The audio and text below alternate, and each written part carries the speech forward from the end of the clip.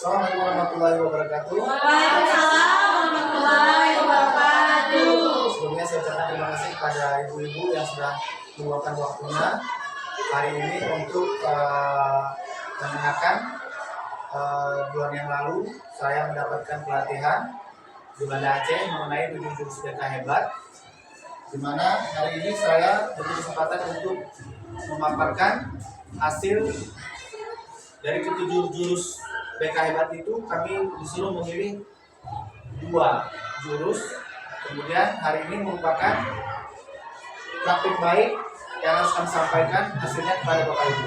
Baik Bapak Ibu, kita akan mulai.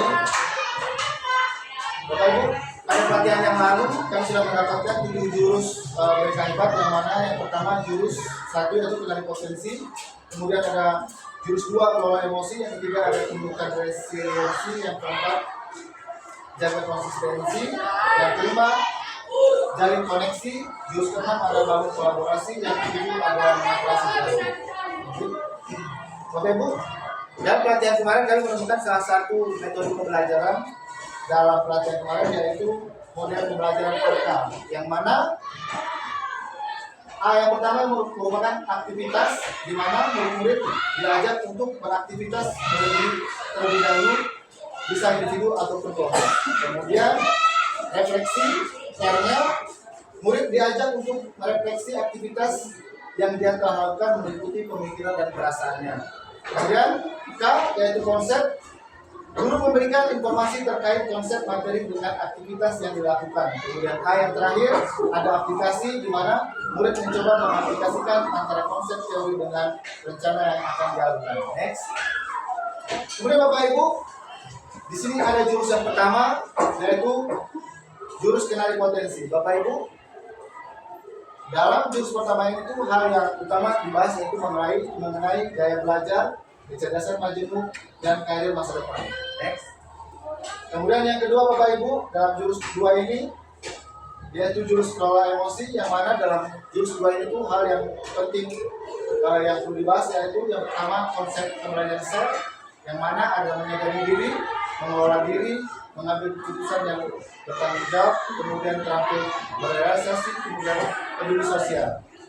Kemudian Bapak Ibu, di sini dalam jurus kedua ini ada EMC kuadrat. Ini bukan merupakan jurus kimia, melainkan E-nya itu adalah empati atau memahami perasaan, kemudian M-nya ada mindfulness atau pemahaman untuk menenangkan diri, C-nya compassion merupakan bela rasa, kemudian C yang kedua adalah critical thinking atau bertanya secara mendalam.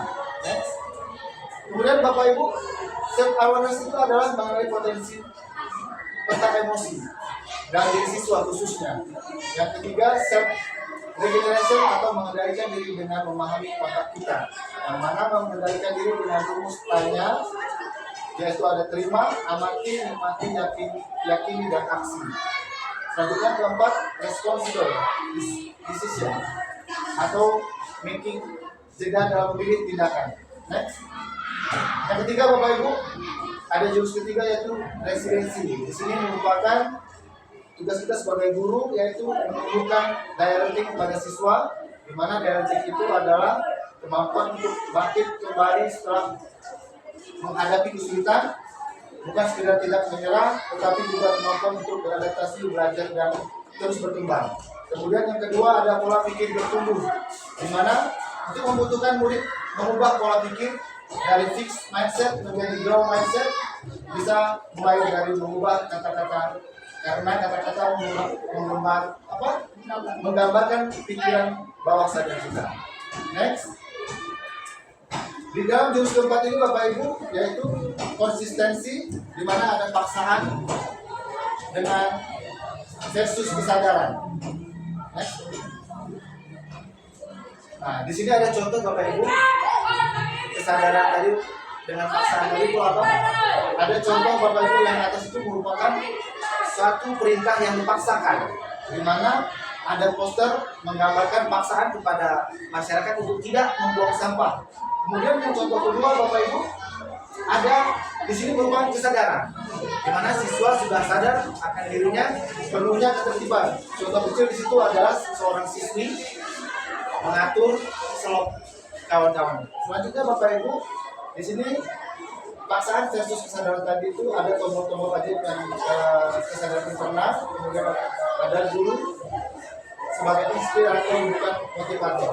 Dalam kelima tombol tadi Bapak Ibu ada kesenangan, di mana tugas kita pertama mengarahkan siswa untuk terus senang dan arti kata berkesadaran dan menjalankan perintah tadi. Kemudian ada kebanggaan. Kemudian ada kebanggaan atau pride, ada pengetahuan, kemudian manfaat, kemudian tantangan. Next.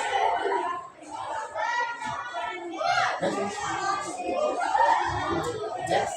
Kemudian jurus yang kelima atau giant koneksi. Di sini merupakan keterampilan mendengarkan aktif. Di sini tugas kita Bapak Ibu bagaimana caranya menjalin koneksi antar siswa, antar kita, yang mana keterampilan membuka percakapan, keterampilan merespon, keterampilan menyimpulkan, keterampilan bertanya merefleksi. Kemudian Bapak Ibu yang kedua koneksi sebelum koreksi. Ada tindakan murid yang bisa kita lihat atau perkataan mereka yang bisa kita lihat sebetulnya hanya menggambarkan sebagai kecil kenyataan. Next. Di sini Bapak Ibu ada contoh di mana ada satu kasus cinta duduk. Simpel saja, sederhana Bapak Ibu. Dari setiap kasus atau dari setiap siswa yang kita tangani, kita tidak bisa mempunyai siswa hanya dari luarnya saja. Nah, dari gambar ini justru kita lebih menekankan bahwa kita harus melihat siswa tersebut dari latar belakangnya. Next. Kemudian jurus yang keenam, Bapak Ibu, kolaborasi. Di mana kolaborasi ini indikator perlunya kolaborasi dalam penanganan masalah murid. Yang pertama adalah masalah berulang atau kronis. Yang kedua masalah yang mempengaruhi banyak area kehidupan murid. Yang ketiga kebutuhan intervensi lintas konteks. Nah, yang keempat ada faktor beresiko tinggi, kemudian kebutuhan informasi atau dukungan dari pihak lain. Kemudian kolaborasi membantu memahami masalah murid dengan lebih banyak. Next. Bapak Ibu, ini merupakan tingkatan dari kolaborasi. Setiap penanganan kasus merupakan memiliki tingkatan dalam penanganan. Yang pertama Bapak Ibu, ada tahap pertama yaitu masalah umum, di mana di masalah umum itu adalah seperti permasalahan ringan, di mana yang kolaborasi dengan guru atau konselor sekolah. Kemudian juga ada peranannya membuatkan kurikulum pencegahan dan pelatihan keterampilan sosial mendukung guru.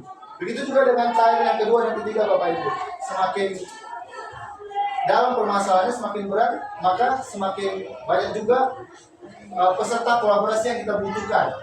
Nah, kemudian seperti yang ketiga juga itu merupakan kasus yang lebih berat, di mana jumlah peserta kolaborasi itu ada kepala sekolah, konselor, orang tua, atau spesialis internal atau psikologi juga bisa kita dampingkan.